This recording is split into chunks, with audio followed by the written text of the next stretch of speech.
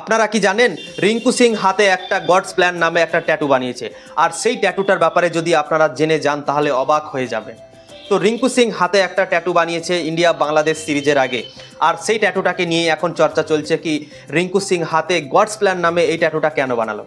তো চলুন আপনাদেরকে বলে দিই, ইন্ডিয়া আর বাংলাদেশের মধ্যে টি-20 সিরিজ কালকে থেকেই শুরু হচ্ছে, আর রিঙ্কু সিং স্পেশাল তৈয়ারি করেছেন এই সিরিজের জন্য।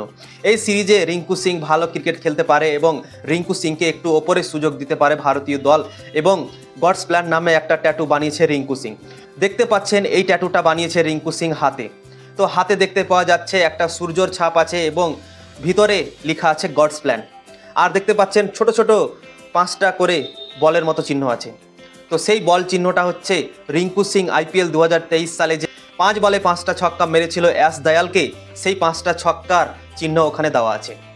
তো দেখে নিন, এখানে 5টা বল দেখতে পাচ্ছেন আপনারা, একটা লেগ সাইডে, দুটো স্টেডে, একটা লং অফে, আর একটা হচ্ছে কভারের ওপর দিয়ে।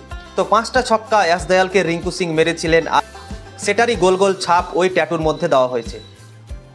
সূর্যর চিহ্ন দেওয়া আছে, সূর্যর চিহ্নর ভিতরে লেখা আছে গডস প্ল্যান এবং তার বাইরে লেখা আছে 5টা বলের চিহ্ন। তো এখানে রিঙ্কু সিং বোঝাতে চাইছে কি রিঙ্কু সিং IPL 2023 সালে এস দয়ালকে যে 5 বলে 5টা ছক্কা মেরেছিল, সেই 5টা ছক্কার পর রিঙ্কু সিংয়ের জীবন পরিবর্তন হয়ে গেছিলো এবং রিঙ্কু সিংকে সবাই চিনতে লেগেছিল ওই 5টা ছক্কার পর। এবং রিঙ্কু সিং ওই ইনিংসটা খেলার পর, ম্যাচ জেতার পর ফেমাস হয়ে গেছিলেন, এবং রিঙ্কু সিংকে এখন অনেক কেউ জেনে গেছে এবং রিঙ্কু সিংয়ের ফ্যান এখন হয়ে গেছে অনেক কেউ। তার খেলা দেখে, তার সব কিছুই, ফিল্ডিং পারফরমেন্স, কিছুদিন আগে শ্রীলঙ্কা সিরিজে বোলিং করেও নিজের নজর কেড়েছে প্রত্যেকটা দর্শকের। রিঙ্কু সিংয়ের ফ্যান এখন অনেকজন হয়ে গেছে তার পারফরমেন্সের জন্য, এবং খাস করে যে 5 বলে 5টা ছক্কা মেরেছিল রিঙ্কু সিং ওটার জন্য। আর তাই জন্যই রিঙ্কু সিং ওই স্পেশাল মোমেন্টটা সবসময় মনে রাখতে চায়, তাই জন্য এই ট্যাটুর মধ্যে গডস প্ল্যান নামে একটা ট্যাটু বানিয়েছে, আর তার ভিতরে একটা স্টার দেওয়া আছে, মানে তারা দেওয়া আছে, আর তারার বাইরে যেখানে যেখানে রিঙ্কু সিং ছক্কা মেরেছিল সেখানে সেখানে বলের চিহ্ন দেওয়া হয়েছে।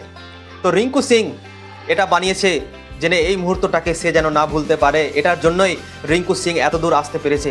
ভারতের দলে রেগুলারই খেলতে পারছে রিঙ্কু সিং।